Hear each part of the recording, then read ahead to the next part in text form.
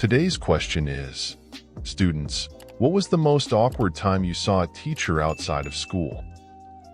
But before we begin, it would help us a lot if you subscribed, since 97.5% of the people who watch our videos are not subscribed. So without further ado, let's start. I was babysitting for one of the high school teachers probably when I was in 10th or 11th grade. Him and his wife get home and I call my dad to come pick me up, and I was just hanging out in the kitchen waiting for him, chatting with the wife about the kids. Then all these cars start pulling up and people flood into the house with cases of beer, bottles of booze. It was all teachers from the high school that taught me or were currently teaching me. They were all so drunk and would sober up when they saw me and try to make awkward conversation for a few minutes. Apparently the teacher I was babysitting for offered up his house for the after party of whatever they did that night.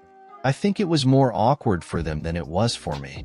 I especially remember my French teacher, who was such a buttoned-up and serious middle-aged lady, literally stumbling into the house giggling. Hair all a mess, plastered. She started telling me how well I did on a presentation I had earlier that week and how happy I'd be when I got my grade back.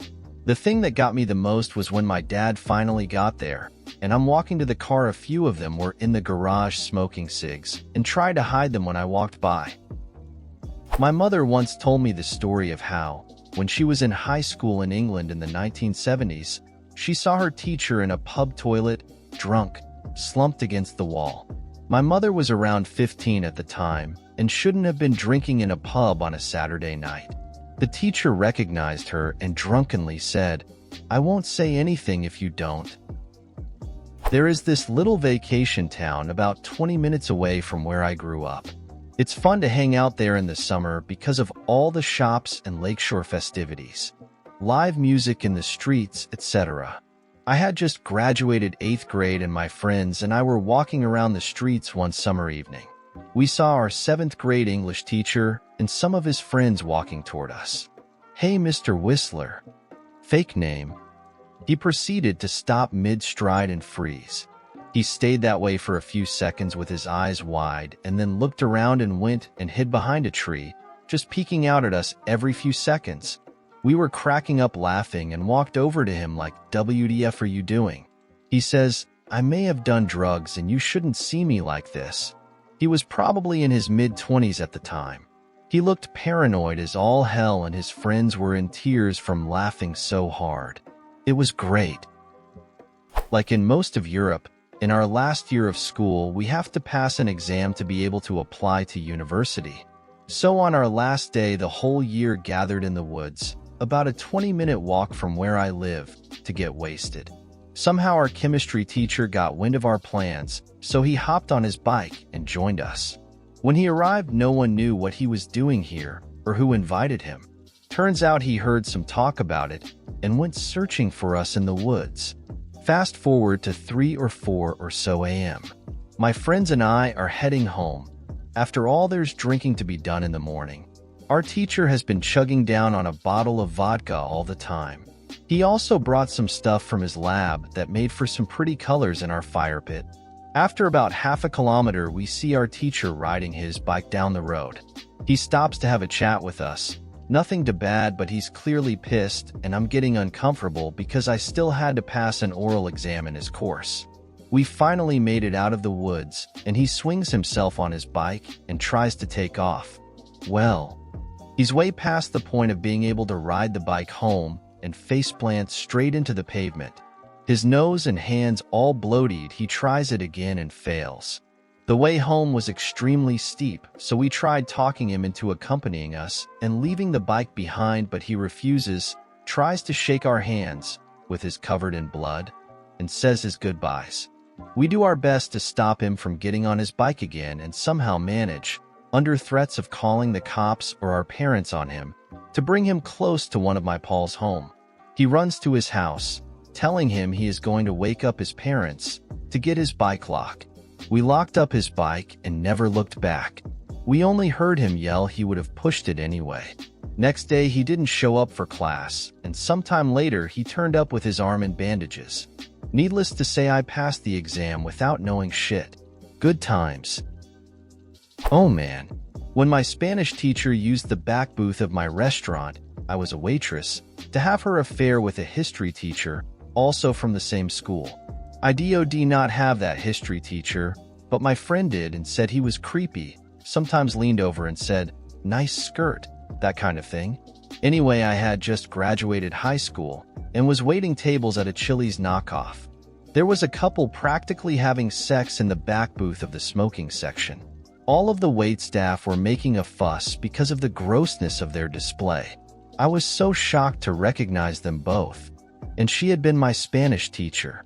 They were drunk. At one point, she recognized me and hailed me by my Spanish name, the one I was assigned in class. I was more embarrassed in front of my coworkers to know her than I was because she was my teacher.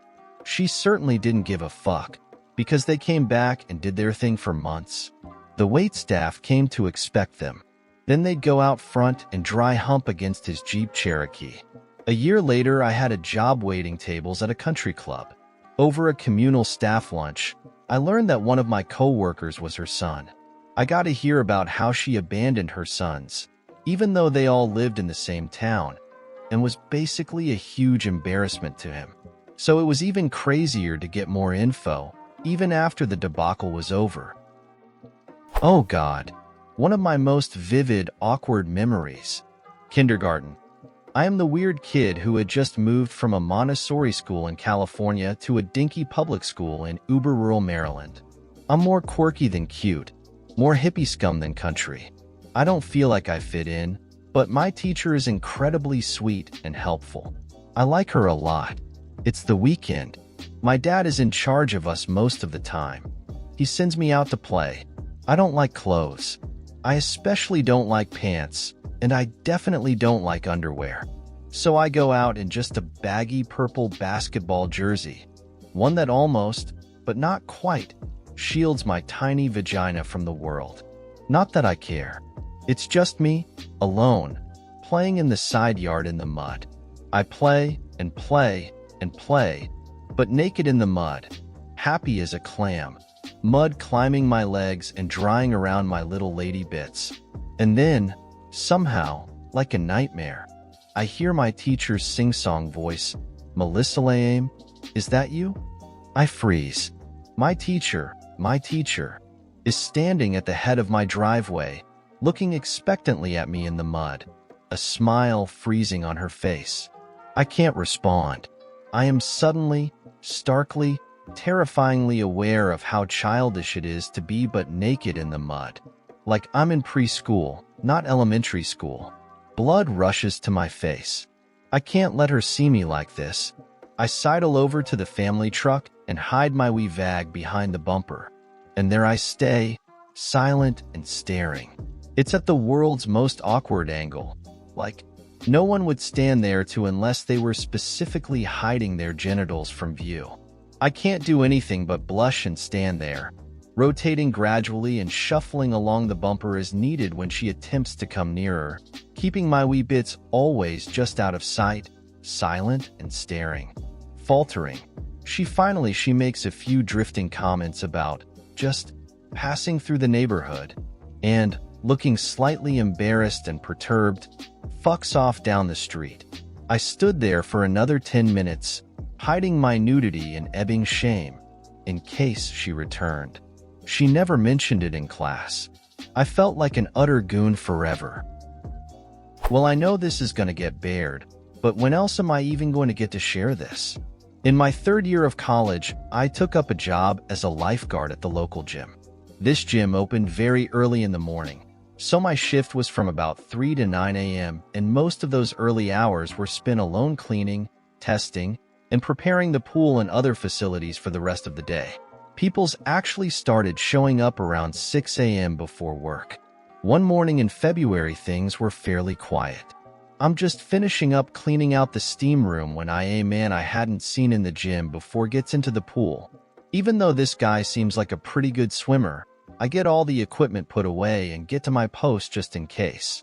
After a while, though, I stopped worrying about this guy and started reading something to pass the time while I keep an eye on things.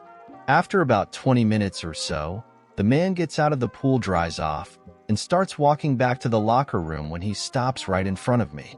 I look up from my book and BM Speedo at 12 o'clock. Oh, hello, Sapphire. Took the morning shift here?